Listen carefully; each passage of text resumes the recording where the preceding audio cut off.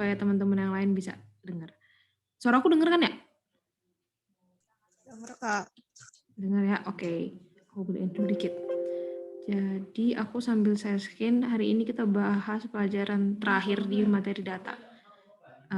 Karena nggak susah, jadi kita belajar santai-santai aja. Jadi kemarin udah belajar data, ukuran pemusatan data, sama terakhir hari ini kita bakal belajar ukuran penyebaran data. Nah, ada yang inget nggak kemarin ukuran pemusatan ada apa-apa aja? Ada yang masih inget atau semuanya sudah lupa? Atau bahkan nggak ada yang inget? Yang median ada sama modus itu. Terus ada apa lagi? Median, modus, sama mean. Benar. Jadi ada rata-rata, ada nilai tengah, sama ada nilai yang paling sering muncul. Nah, itu pemusatan data maksudnya apa? Karena kita mau ngelihat dari banyak data tuh, kalau kita ambil satu nilai, contoh tadi nilai rata-rata, nilai median, nilai modus itu berapa gitu. Jadi dari banyak jadi satu nilai gitu. Nah, kalau yang ukuran pemusatan data ini gitu, tetap satu nilai juga sih gitu. Tapi yang kita lihat adalah gimana nanti data itu tersebar satu sama lain gitu. Jadi bukan menyimpulkan, tapi untuk melihat karakteristiknya gitu. Ada apa-apa aja ukuran pemusatan data. Yang pertama tuh ada yang namanya jangkauan. Ini screen aku udah kelihatan kan? Maafin banget, aku langsung ngerojos aja belum nanya. Sudah kelihatan? Udah kelihatan ya? Ya. Kelihatan, Kak. Jadi, ada yang namanya jangkauan, ini super gampang, nggak susah sama sekali. Jadi intinya dari data, kalian harus ngelihat data yang mana yang paling besar sama yang paling kecil gitu. Jadi yang dikatakan jangkauan atau range itu adalah jarak antara data yang paling besar dikurangin sama data yang paling kecil gitu. Jadi contoh misalnya kayak di depan nih, ada data banyak tuh ya. Yang paling besarnya berapa sih? Yang paling kecil dulu deh. Kalau dilihat kan angka 2 tuh ya. Nah, sedangkan yang paling besar angka berapa? Angka 10 gitu, cuma 10 doang, 2 digit gitu. Jadi kalau ditanya dari data ini range-nya berapa gitu, kalian bisa jawab segampang ngurangin 10 kurang 2 gitu. Berarti range nilai dari data ini adalah 8 gitu, karena nilai maksimum dikurangin yang minimum itu nilainya 8. Gitu. Gampang ya kalau yang range? Nggak boleh nggak gampang, kalau ini mah gampang pisan. Nah, baru ada yang kedua namanya simpangan rata-rata. Nah, simpangan rata-rata itu gimana? Simpangan rata-rata itu adalah, nanti mungkin kalau ada contoh lebih gampang. Kita bakal apa ya? Mencari total selisih antara nilai dengan rata-ratanya, terus dibagi jumlahnya. Ini kalau secara notasi matematika kayak gini nih. Jadi kayak antara nilai X-nya dikurangin sama nilai rata-ratanya. Yang ada kopinya itu rata-rata nih, yang kayak gini rata-rata. Dibagi jumlahnya. Riweuh ya kalau ngeliat kayak gini. Kayaknya lebih enak kalau langsung dari contoh soal aja supaya kalian lebih kebayang. Nah, contoh nih misalnya kayak gini ya, ada data 5, 6, kayak sekian lah gitu ya. Terus ditanya nih, simpangan rata-ratanya berapa sih gitu.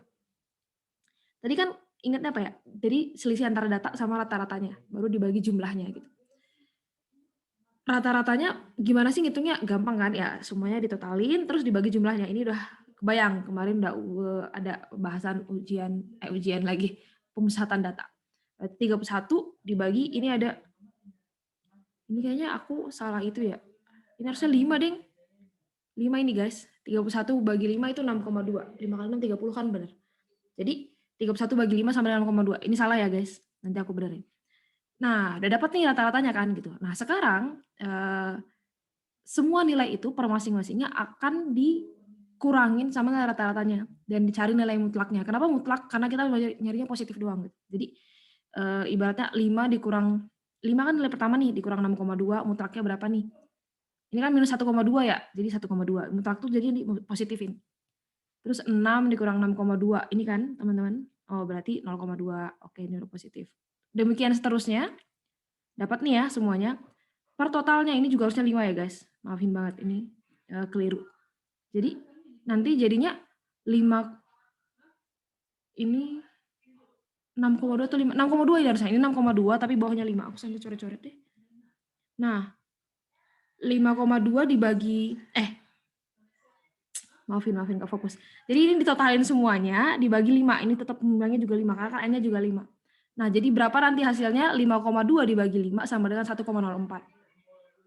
Gitu. Jadi bisa dibilang simpangan rata-rata buat data ini tuh 1,04. Kebayang nggak ya sampai sini? Ada yang bingung nggak? Bentar, sambil tutupin. Bayang, Kak. Iya nggak ribet itu mah, sumpah gampang pisan. Nah, baru kan ini data tunggal kan, kita punya variasi data yang berikutnya itu data kelompok kan, yang ya biasanya pakai range dan table yang kayak biasa gitu. Definisinya sama, kalian bukan kalian, supaya nggak bingung langsung kita contohnya aja gitu. Contoh kayak di ya sekarang gitu. Ada nilai, ada data kayak gini, range-nya per masing-masing ini kelas maksud aku, per masing-masing ini kayak gini, terus frekuensinya per masing-masingnya kayak gini. Nah, jadi berapa nih simpangan rata-ratanya gitu. Cara nyarinya karena rumusnya sama gitu ya. Kalian masih ingat kan cara nyari rata-rata waktu data berkelompok? Persis tuh kayak yang kemarin. Jadi kan butuh nyari nilai titik tengahnya tuh. Dapat nih semua titik tengahnya ya. 11 sampai 15 tuh titik tengahnya 13, 16 sampai 20 titik tengahnya 18 dan seterusnya. Nah, terus kalian dapat apa ya, ibaratnya dapatkan frekuensi dikaliin nilai titik tengah. Ini nih dapat yang ini nih, 715 kan. Cara nyari rata-rata nih, 715 dibagi 30 kan, dapatlah rata-ratanya 23,83 data yang ini. Nah, sekarang per masing-masing data dikurangin sama nilai titik tengahnya gitu. Tapi kan ini datanya dalam kelas Kak gitu, yang mana yang dipakai gitu. Yang dipakai nilai titik tengahnya. Jadi kayak tadi ini nih, 13 dikurang 10,83. Terus habis itu 18 kurang kebalik deh, sorry. 23,83 kurang 13. Kebalik, X-nya dulu ya. Oh benar ya. Berarti 13 kurang 23,83 kan 10,83. Minus harusnya tapi jadi mutlak. Terus habis itu 18 dikurang 23,83. Jadi sekitaran 5,83 gitu kan. Nah, 23 dikurang 23,83, 0,83 gitu. Kebayang ya, ini proses yang sama kayak tadi nih. Jadi kalian mutlakin hasil pengurang dari nilai titik tengah ke rata-ratanya. Nah, satunya lagi, kan ini tadi udah dimutlakin ya, udah di apa ya ibaratnya, nilainya. Terus habis itu yang berikutnya, kalau yang ini tuh bedanya di bagian sini nih. Kan tadi kebayangkan, ini tadi nggak ada frekuensi gitu. Kalau di bagian sini, kalian harus ngaliin dulu ke frekuensi, dan nanti dibaginya bahkan juga ke total frekuensinya gitu. Jadi nilai yang tadi per masing-masing kelas ini, nilai mutlaknya dikaliin ke frekuensinya gitu. Berarti jadi 10,83 dikali 5. Ini sekian ya, 54, sekian dan seterusnya nih. 5,83 dikali 2, 11,66 dan seterusnya. Ini kalau ditotalin jadi 148,32. Nah, jadinya nilai simpangan rata-ratanya gimana? Jadi dibagiin antara ini 148,32 tuh dibagi 30. Dapatlah sekian ketutupan di sini nih. 4,94 kayak gitu. Masih kebayang ya, teman-teman? Nggak susah harusnya. Ada yang bingung atau ada yang nggak nangkep? Ada yang bisa aku ulangin kalau kalian bingung di bagian sini yang data kelompok?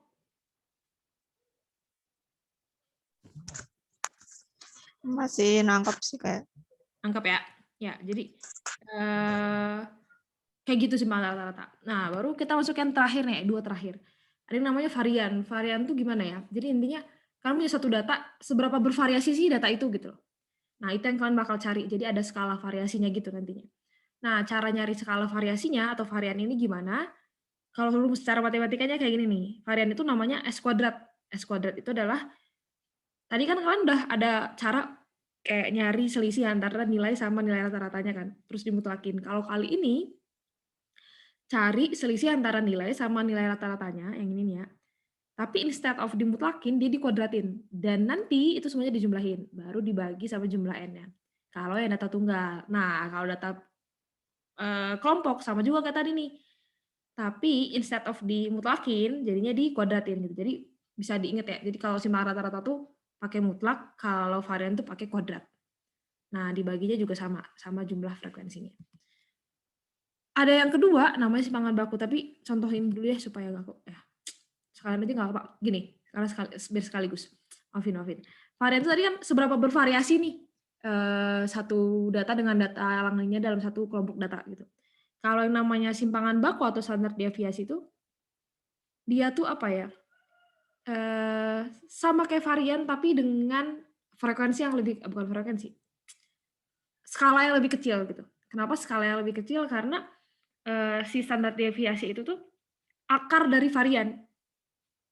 Jadi sama-sama untuk nunjukin seberapa bervariasi suatu data dalam satu data kelompok gitu ya. Tapi varian itu tuh range atau skala perbedaannya tuh lebih besar dibanding, yang standar deviasi. Di waktu-waktu apa sih kalian butuh standar deviasi? Biasanya tuh buat ngelihat, oh datanya tuh makin, apa ya, dia tuh makin bervariasi atau enggak, dan kalau makin ngejelimet tuh mending pakai standar deviasi daripada variasi gitu. Gimana maksudnya, Kak? Kita lihat contoh soal supaya kalian nggak bingung. Tapi intinya, karena simpangan baku atau standar deviasi ini adalah akar dari varian, makanya jadi S kan nih. Jadi akar dari S kuadrat gitu. S kuadrat tadi rumusnya apa? Nih, ini yang di tengah ini tuh isi dari rumus varian. Nah, contohnya supaya nggak bingung. Jadi misalnya kalian punya data nih, data pertama ya. Ada data 6, 7, 8, 8, 10, 9 gitu. Seberapa bervariasi sih ini gitu. Ya beda-beda sejujurnya gitu kan. Nah, tapi setelah beda-beda pun seberapa jauh nih bedanya satu sama lain gitu loh kira-kira. Jadi, bisa dilihat gitu. Kalau rataan tadi kalau varian itu gimana caranya? Sama kayak tadi, kita nyari rata-rata dulu nih, dapat nih rata-ratanya 8. Baru habis itu, S kuadrat atau varian itu adalah jumlah antara selisih dari, nilai dikurangin sama rata-ratanya, terus dikuadratin. Jadi kayak 6 kurang 8 dikuadratin, 7 dikurang 8 dikuadratin, tambah sekian, sekian, sekian, dan seterusnya, per 6. Nanti kalau dijumlahin ini semuanya dapatlah 1,67 gitu. Nah, waktu kalian dapat ragamnya atau varian 1,67, berarti standar deviasinya adalah akar dari 1,67. Berapa itu? 1,29. Nah, maksudnya gimana gitu? Makin ini kan berarti, oh skala variansinya itu 1,67 gitu. Jadi kalau dilihat juga mungkin ya data-data ini nggak sebervariasi itu dan nggak sejauh itulah gitu. Kecuali misalnya ada datanya kayak 6, 1000 gitu, baru habis itu ada data minus 1 juta gitu. Itu tuh pasti banget variasinya akan lebih besar. Even standar deviasinya juga lebih besar gitu. Karena ya lebih bervariasi dan range variasinya itu juga besar-besar. Nggak kayak ini kan, ini ibaratnya kasarannya kayak range aja berapa sih ini? 6 sama 10 cuma 4 gitu loh kira-kira. Jadi nantinya makin besar nilai varian atau standar deviasi itu tuh berarti makin, eee, besar perbedaan antara satu data dengan data lainnya dan makin jauh juga, apa ya ibaratnya, range-nya gitu loh atau apa ya, rentang perbedaannya. Kalau nggak percaya nanti dibuktiin, coba nanti buktiin kalau ini kan ganti satunya 2 biji jadi 1 juta misalnya. Nanti nilai variansinya pasti jadi lebih besar. Itu tambah dibuktiin juga kentara sih, secara logik pasti lebih besar. Karena rumusnya kayak gini kan, gitu. Kebayang nggak kira-kira kalau pakai data tunggal kayak gini? Kebayang juga nggak ya fungsinya? Jadi itu ini kan karena datanya dikit gitu ya. Kalau misalnya kalian punya data 1 juta misalnya gitu. Terus habis itu ini datanya cukup beragam nggak ya misalnya gitu. Gimana cara kalian ngitungnya? Oh kalian bisa ngitung varian ini gitu. Oh kalau variannya misalnya di atas 1 doang gitu deket-deketan tuh berarti ya mungkin perbedaan antara satu data dengan lainnya tuh deket-deket aja gitu.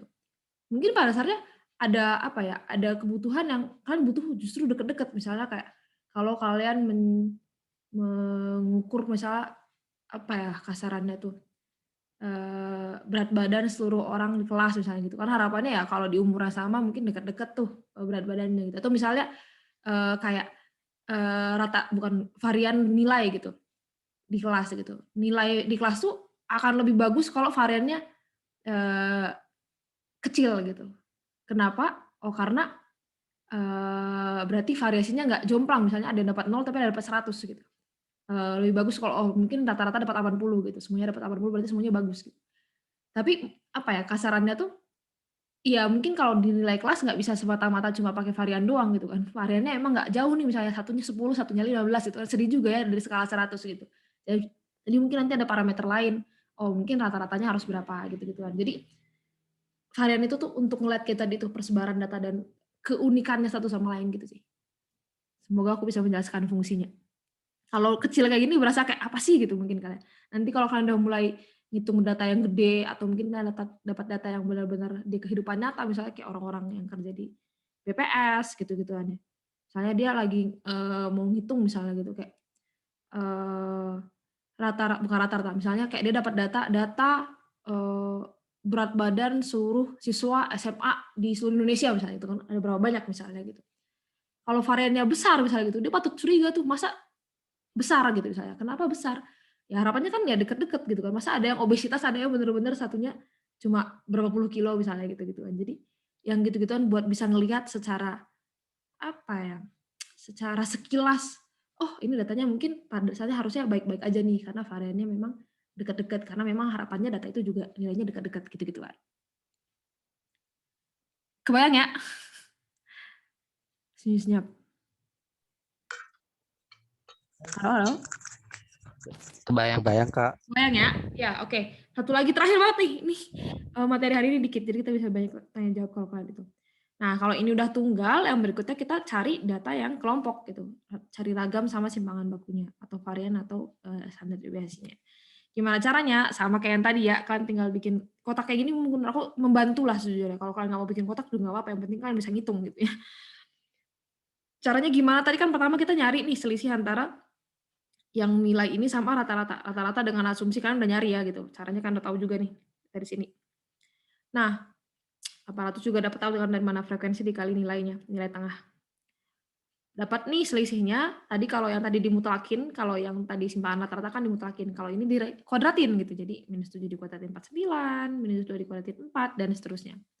Nah, udah dapat semuanya ini, ingat lagi tadi kalau data kelompok dikaliin sama frekuensinya, berarti 147 dikali 3, 49 dikali 3, 4 dikali 7, 9 kali 9, 81 kan, 1 kali 64 gitu. Dapatlah semua totalannya, 320, baru 320 ini dibagi sama frekuensinya. Dapatlah hasilnya, oh data ini tuh berarti ragam atau variannya 16 gitu. Berarti simpangan bakunya adalah, atau standar deviasinya adalah akar 16 sama dengan 4. Lihat nih, kalau tadi ini, data pertama ini tuh ragam atau variannya itu cuma 1,67, sedangkan di sini 16 gitu. Kelihatan gitu kan, di sini tuh datanya 6, 7, 8, 8, 9, 10 gitu. Dekat-dekat kan, ya, yang tadi aku bilang range juga cuma 6 gitu. 4 bahkan 6 sampai 10. Sedangkan kalau yang ini tuh lebih banyak variasinya gitu. Oh ini tuh 31, sampai sini ada 3 angka, bahkan yang paling tingginya ada 50 misalnya kalau memang ini satu di sini tuh angka 50 gitu. Jadi range-nya juga lebih besar gitu sih. Jadi harusnya dengan data yang kayak gini lebih kaya, variannya juga lebih besar, simpangan baku atau standar deviasinya juga lebih besar dibanding yang mungkin lebih simpel kayak gini dan datanya juga dekat-dekat. Kebayang ya? Kebayang Kak. Oke, Kebayang, Kak. materinya cuma itu doang hari ini nih. Ukuran pemusatan data 3 itu doang saudara. Ada yang kalian bingungin nggak? Ada yang kalian mau tanya nggak sampai titik ini sebelum kita latihan atau tanya jawab atau kalian mau cerita-cerita nanti kita bisa bahas?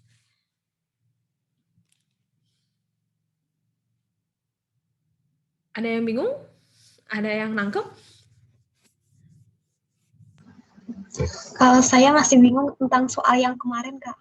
Oh, yang mana tuh? Yang di classroom. Bentar. Slide-nya apa ya? Yang gimana sih pertanyaannya? Kalian inget nggak? Coba aku sambil cari juga ya.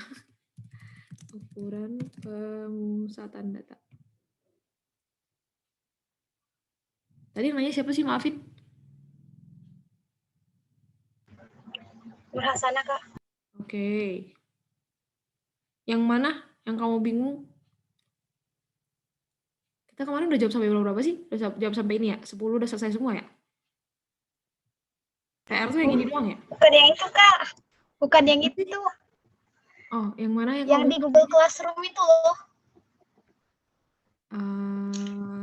bentar ya. Yang tugas. Oke, bentar ya. Coba kita cek. Aku cuma satu. Yang ini harusnya kalian ya. Aku aja lupa yang mana. Yang ini kan? View assignment. Ya, yang itu. Yang mana yang bingung nomor berapa?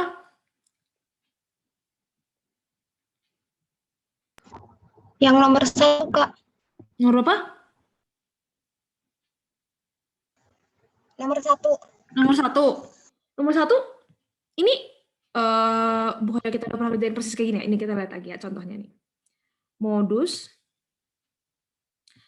kalau data frekuensi. Ini bener persis kayak gini kan? Ini ada nilainya, ada frekuensinya. Nih, ada nilainya, ada frekuensinya. Oh, oke. Mungkin kalian bingung karena satu nilai satu kelas ya. Tapi jadinya nilai titik tengah harusnya. Ada yang bener nggak kemarin? Ini nih ada kayak gini nih. Aku hitung sih hasilnya 49,5. Terus aku jawab yang C kan. Tapi ternyata jawaban. Halo. Aku aja lupa sih jawabannya gimana. Aku sambil cari juga deh habis ini. Tapi, bentar ya. Ini suara aku masih kedengaran nggak ya? Halo? Masih, Kak. Masih ya? Masih. Nur Hasanah, kamu masih denger nggak? Kedengeran, Kak? Iya. 49,5-nya pasti benar harusnya. Semuanya 49,5 soalnya. Berarti tinggal plusnya ya. Bentar. Iya, yang plus itunya saya bingung. Bentar ya. Aku juga harus nyari. Aku nyari lagi deh habis ini. Aku ambil catatan aku juga habis ini. Kalau perlu nanti aku bahas deh habis ini di kelas. Aku kasih bahasannya kalau perlu. Habis ini ya. Boleh ya? Lupa aku sejujurnya. Aku yang bikin soal, aku lupa. Iya, Kak. Tapi harusnya masa sih aku salah ngasih jawaban? Kayaknya enggak sih, tapi habis ini ya. Aku cek dulu. Kalau nomor 2 bisa? Aku nyari aja dulu kan jawabannya sekarang ya. Bentar ya. Nomor 2. Ada yang benar semua nggak sih? Jawabannya itu aku ada yang dapat enggak, cuma gitu. 1. Bentar ya, sambil kita lihat deh. Jadi penasaran aku berapa nilai kalian. Udah pada ngerjain semua belum sih? Oh, udah. Oke. Coba kita lihat berapa nilainya. Jadi penasaran juga aku. Masa susah sih? Aku ngomongnya dari soal UN, enggak? Bentar ya, lihat dulu. Oh, banyak kok yang 100, agak banyak juga sih. Oke. Siap. Abis ini deh, aku kasih pembahasannya deh kalau kayak gitu. Supaya nggak pusing. Abis ini ya. Ada yang lain nggak yang punya pertanyaan dulu? Saya nulis saran, dananya PR, dan pembahasannya. Nanti aku kasih pembahasannya kalau perlu. Yang lain ada yang nanya atau masih bingung? Atau materi yang tadi? Aku sambil cari contekan aku bentar. Aku sambil menunggu kalian loh nih.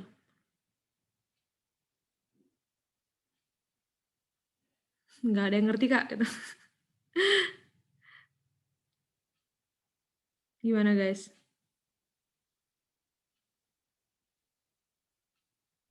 Ini suaraku masih dengar kan? Masih, Kak. Masih ya? Nah, penjelasannya sih kayaknya sih udah ngerti. Cuman kalau ngerjain soal nggak tahu. Nggak susah kok, sumpah beneran. Ini tuh kayak kalian ya gimana ya?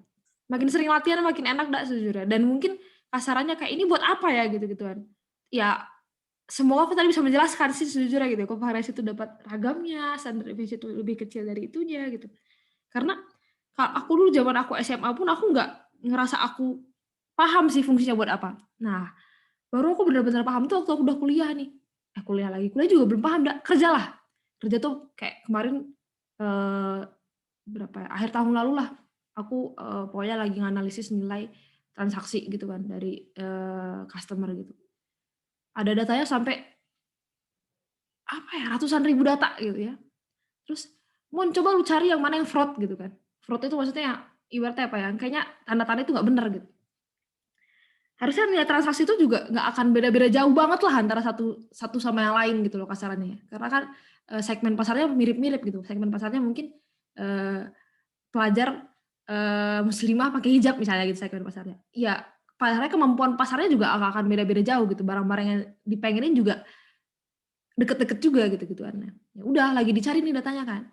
Terus pas dilihat-lihat, oh iya juga ini datanya terlalu mengerikan bedanya antara outlier sama bukan gitu. Outlier maksudnya apa ya? Ada tiba-tiba yang nilai pembeliannya sampai 1 miliar gitu kayak, hah? Padahal yang lain mungkin standarnya cuma di 1.500.000 gitu-gitu kan. Nah itu tuh nggak mungkin kalian ngecekin satu-satu kan gitu kalau datanya udah ibaratnya 100.000 atau mungkin lebih dari itu datanya gitu. Nah cara ngecekin ya pakai kayak gini-ginian gitu karena function-function kayak gini tuh misalnya kalau di Excel atau misalnya kalian pakai SQL gitu-gituan tuh udah eh, udah built in lah gitu. Kalian tinggal varians dari data ini gitu doang aja langsung dapat semuanya gitu. Nah, itu dapat ngasih sense bahwa oh kayaknya ada yang salah nih data ini. Mungkin setelah dapat sense itu bisa ditelaah nih satu-satu, oke. Oh bener nih ada yang kayak gini gitu, ada yang outlier, ada yang memang menclang gitu sendiri dibanding yang rata-rata lainnya atau deket-deket lainnya. Gitu-gituan sih. Jadi kayak waktu aku belajar pas zaman-zaman sekolah dulu tuh kayak buat apa ya belajar begini, penting banget gitu kan.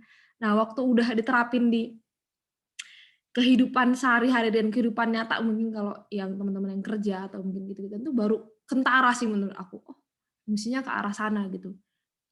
Terutama yang penyebaran data gitu. Kalau yang masalah pemusatan data lumayan lah yang namanya rata-rata, yang namanya nilai tengah atau mungkin apa ya namanya tuh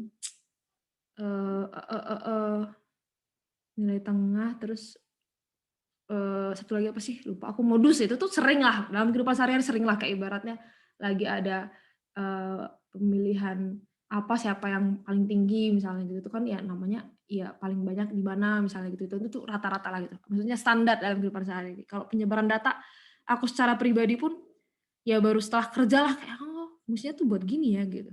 Kalau sebelum-sebelumnya aku juga kayak buat apa sih gitu. Ya semoga aku bisa menyampaikan itu tadi ke kalian gitu. Biarpun kayak buat sekarang kayak gitunya ribet ya gitu. Karena pada akhirnya biasanya kalau udah di dunia profesional kalian nggak ngitung pakai rumus kayak gini gitu. Nggak harus dihitung nih f, x gitu-gituan ya. Karena kayak tadi aku bilang ya kalau kalian pakai Excel tuh sama dengan varian sekian juga langsung muncul sih datanya hasilnya gitu. Nggak perlu satu-satu kayak gini gitu sih. Tapi karena kalian masih belajar, oh ini fungsinya tuh ngukur ini tuh asal muasalnya dari mana sih gitu ya. Dari sini nih dapatnya gitu. Kira-kira. Semoga aku bisa menjelaskan. Soalnya data tuh menarik banget, dan kalian akan pakai data dan butuh data anyway nanti kemanapun kalian pergi ya. Biarpun nanti tergantung skala dan tergantung scope-nya juga data yang akan dipakai gitu. Karena kalau seandainya nggak ngerti data, bahkan yang paling ngeri itu misinterpretasi data gitu. Maksudnya gimana gitu. Aku ngerasa lebih baik nggak punya data sama sekali daripada punya data yang salah. Karena dengan data yang salah, kalian dapat kesimpulan yang salah, ujungnya mungkin kalian akan ngambil decision yang salah gitu. Maksudnya gimana? Contoh hal sepele aja deh misalnya ya. Kalian ada kan main banyak orang yang main saham kan sejujurnya, misalnya kayak saham. Aduh, yang misalnya BBCA tuh yang lagi terkenal gitu ya. Ini kan kayak 33.600 ke 33.800 gitu kan. Oh ini naiknya tinggi nih gitu kan. Ada orang yang dia bikin skalanya tuh ini jauh-jauh nih rentang-rentang jadi kayak 34.000 iya gitulah jadi ini jadi panjang gitu ke atas nanti ini jadi lotannya tuh kayak berasa gede banget gitu. Nah itu sepele menurut aku tapi banyak orang yang kayak kasarannya kayak wah ini naiknya tinggi banget beli gitu padahal dia nggak ngelihat oh ini tuh pada dasarnya di kiri itu satuannya apa misalnya gitu. Itu penyajian data itu materi yang pertama banget dulu kita bahas kayak diagram-diagram kayak gini kan di materi pertama banget itu kan.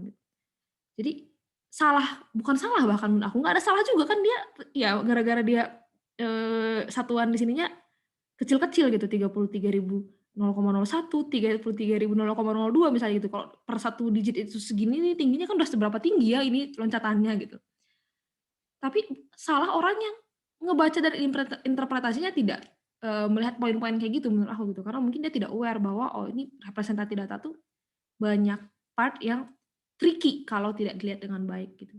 Jadi ya udah, kalau seandainya dipantengin lagi dan dilihat secara sen ini, ya ini tinggi juga sih untuk saham misalnya gitu ya. Tapi ya berapa sih dari 200 ke 800, 600 perak gitu loh per biji. Kira-kira kayak gitu.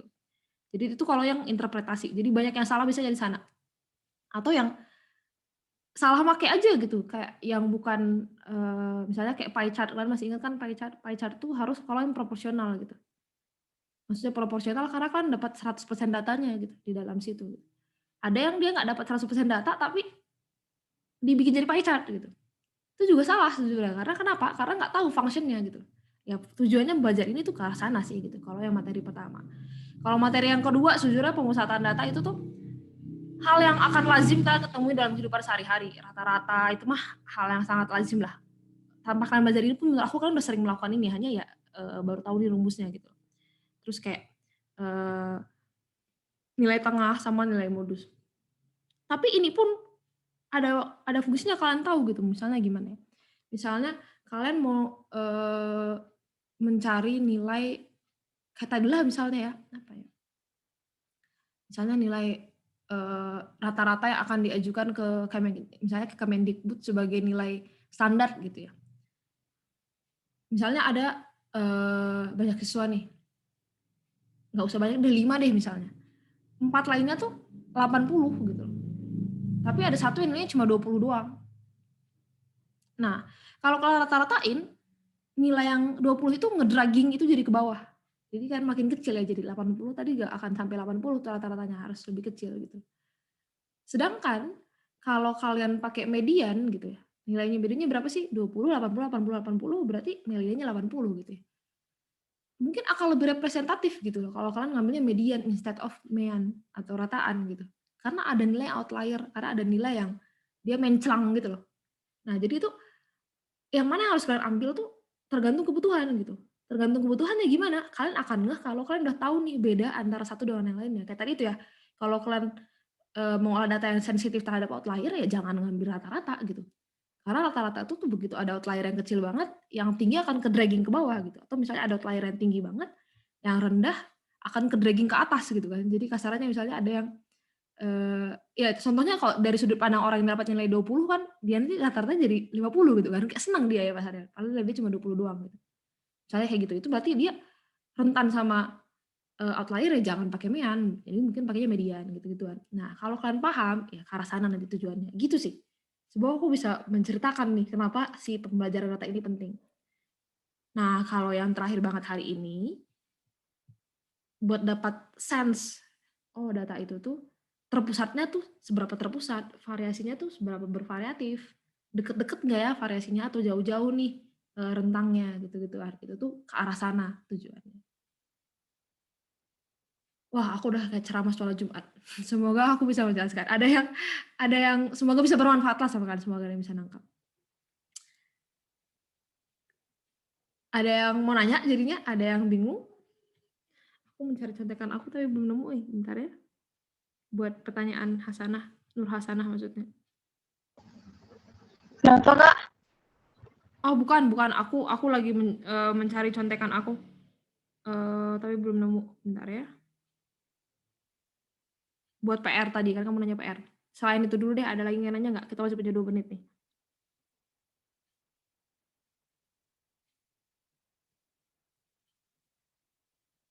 Semua orang diam, Monica pun terdiam.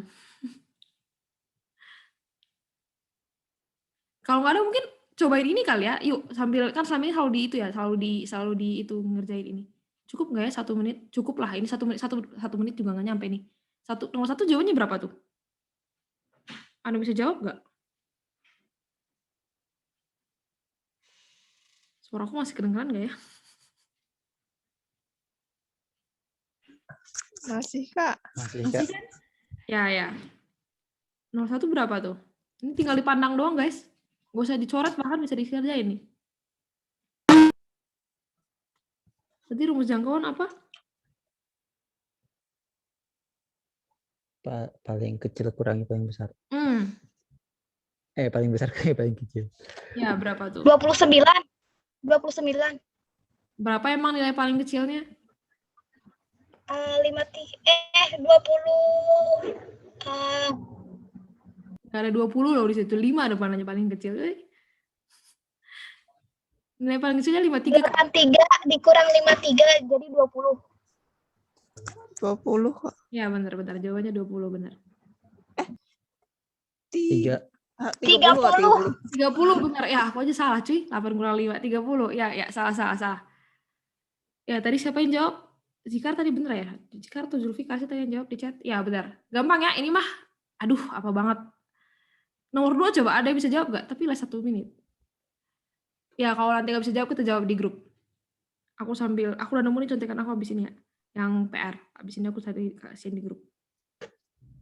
Kalau ada yang bisa jawab sekarang sebelum ini selesai, senang nih Monica nih.